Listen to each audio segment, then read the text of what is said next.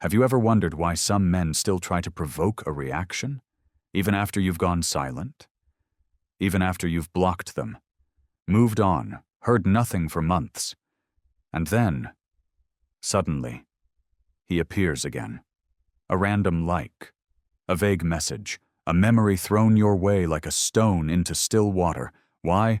Because for men like him, closure isn't the end. It's the beginning of the test.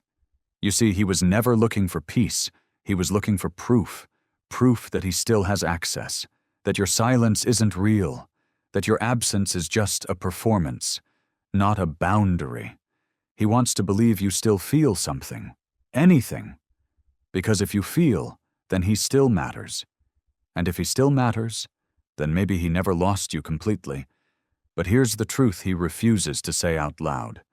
He only tests what he never truly valued. When he had your presence, he took it for granted. When you offered your heart, he questioned its timing. When you showed up fully, he stayed halfway.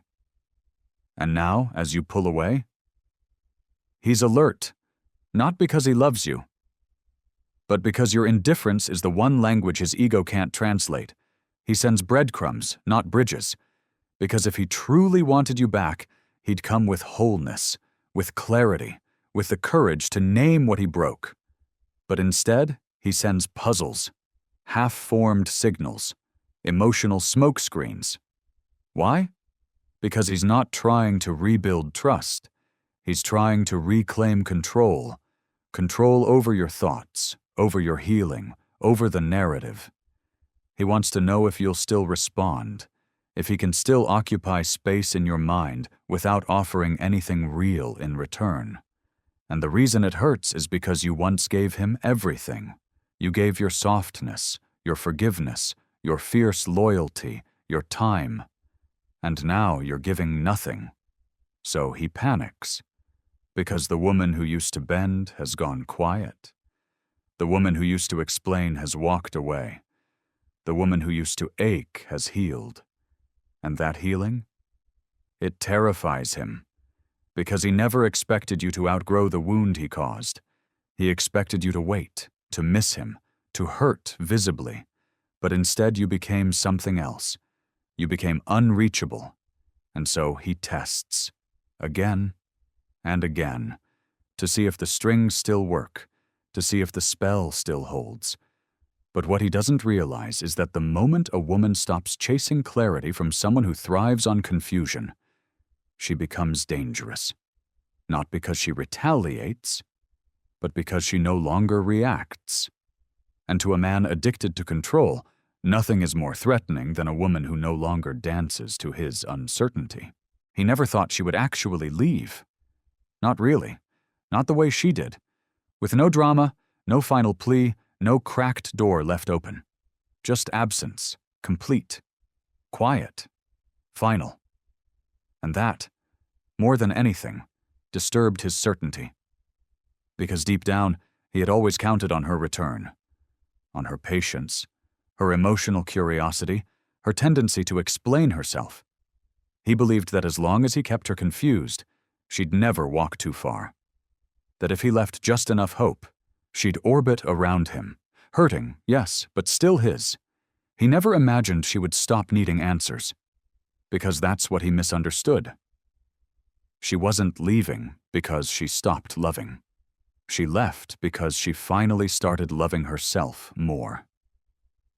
And now, he doesn't know how to sit in the stillness, so he pokes at the silence. He sends signals like sonar, waiting for a pulse, a ping, a ripple that says, "You still feel something, don't you?" Because as long as she reacts, he still exists in her emotional world. It doesn't matter if the reaction is anger or curiosity or sadness. Any energy she gives him is proof that the thread remains. But here's what he cannot process. When a woman walks away without hate, she's already gone. Hate still ties her to him. Indifference? Indifference is freedom. And it's that freedom that unnerves him the most. Because for the first time, he realizes that she is no longer the girl he could manipulate with silence and mixed signals. She is no longer sitting by the phone, no longer rereading messages, no longer negotiating with her own worth in the name of connection. She has, quite simply, evolved beyond him. And that's the true tragedy. Not that he lost her, but that he never truly met her while he had the chance. He spent so much energy trying to stay in control, he never learned how to be present. And now that she's gone, he's trying to reclaim presence through tactics. But the feminine doesn't return to tactics. She returns to truth, to energy, to the divine safety of earned trust. And that? He never built. So he tests. And every test he sends reveals more about his emptiness than her availability. Because only a man who hasn't done the work needs to see if a woman still hurts. Only a man who fears his own irrelevance will try to reignite a fire he never knew how to tend. And every breadcrumb he throws her way is another unspoken confession. I didn't value you when you stayed. But I can't stop thinking about you now that you're gone. She no longer looks back. Not because she's hardened, not because she doesn't remember, but because she finally understands that remembering is not the same as returning. He underestimated her evolution. He mistook silence for weakness. He thought her softness was naivety, when in truth it was her power on the verge of awakening. Because the woman he knew? She cried. She begged. She explained herself to a man who had already decided not to understand her. But the woman she is now? She doesn't explain. She embodies. Her absence has grown roots, not in bitterness, but in clarity. She no longer sees him as a question to solve, a wound to heal, a mirror to chase. She sees him as a teacher, a painful one, yes, but one who gave her the lesson she never wanted but deeply needed. How to stop loving someone more than she loves herself. And in that knowing, she transformed. Not into someone colder, but into someone cleaner. Energetically sovereign, emotionally grounded, spiritually protected. And now, when he sends another vague message, she doesn't even flinch. She doesn't decode it. She doesn't fantasize about what he meant. She doesn't consult her friends about whether or not to respond. She already knows. She knows that silence can be sacred, that peace is not passive, that boundaries are not walls, but filters for the soul. She has stopped needing closure from the one who created the chaos, because her healing no longer needs his participation. And that is what truly unsettles him. Not just her silence, but the way she's thriving within it. He sees it in the way she doesn't reach out, in the way she doesn't perform her happiness, but radiates something real. There's a new kind of distance now. Not physical, not digital, but spiritual. She no longer vibrates at the frequency of the girl who once needed his attention to feel worthy. She has outgrown the script, and he's still trying to audition for a role that no longer exists. He doesn't understand how she moved on without a grand finale. No final conversation, no last kiss, no final war, just absence.